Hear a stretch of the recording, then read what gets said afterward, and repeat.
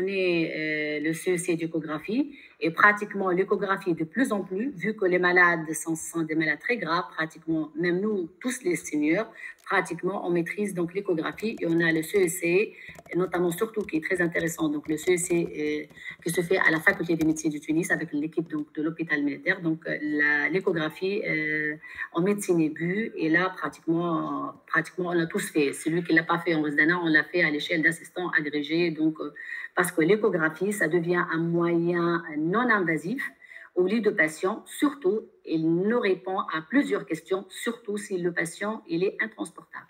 Et pratiquement, donc, dans la majorité donc, de nos équipes, il y a au moins, si ce n'est pas tous, au moins, donc, il y a aussi bien les résidents, les seniors, qui maîtrisent l'échographie. Donc, déjà, le CEC en échographie, l'échographie en réanimation, là, ça devient un outil très important comme tous les outils. L'endoscopie bronchique, oui, on le fait. L'hémodialyse, oui, on le fait. Et déjà, de plus en plus, on a avec Alej déjà, il y a un stage déjà de néphro, échange entre nous deux, la spécialité de néphrologie, et un stage avec le cardiologue, ça fait 2 ans. Donc, on a les stages avec, donc, aussi bien, Tawawal a fait les stages complémentaires, donc un stage de cardiologie, il est très important.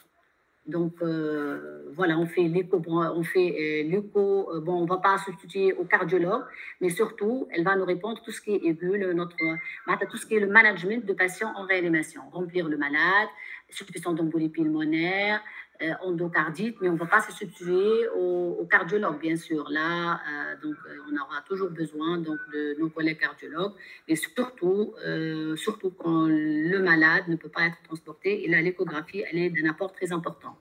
La fibroscopie bronchique, oui, l'endoscopie, on le fait. Bon, là, on apprend au lit de patient. Donc, on fait l'endoscopie à viser, que ce soit...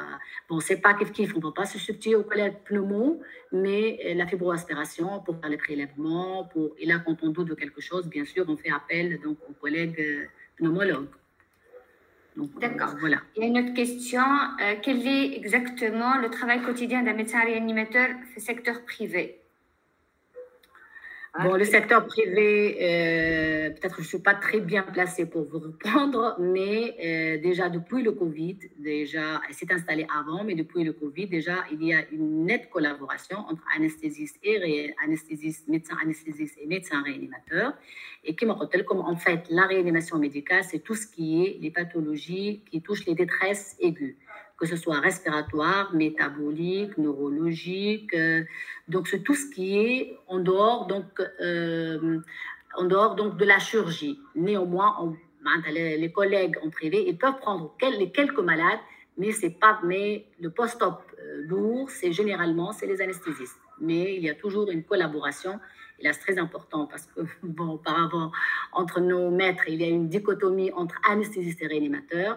Mais actuellement, donc, il y a vraiment une collaboration avec différentes spécialités, notamment anesthésie, réa et réamed. Qualité de vie et réa, Dr Mouklin? Qualité de vie, de plus en plus. Donc, déjà, le nombre, il a augmenté. Donc, il a augmenté de plus 10. On est actuellement, les années dernières, 24-25. Donc, pour l'année prochaine, il y aura 35.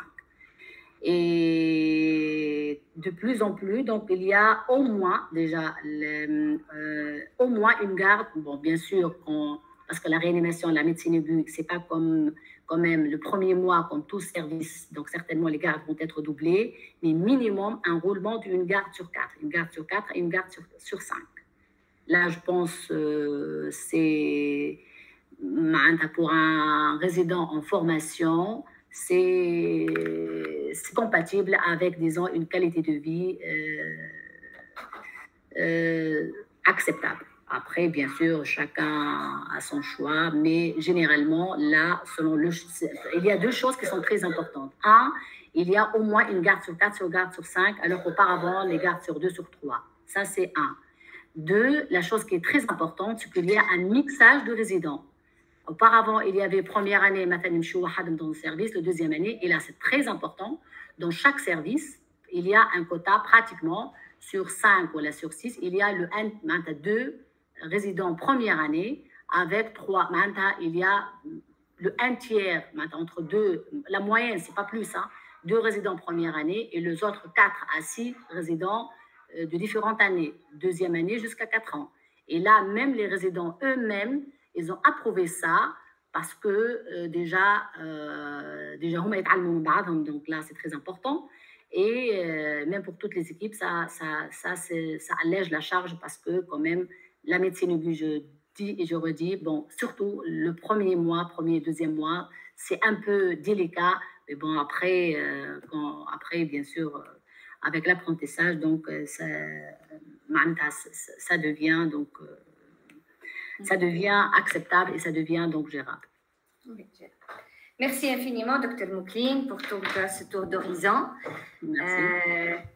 Voilà, donc on passe à une autre spécialité.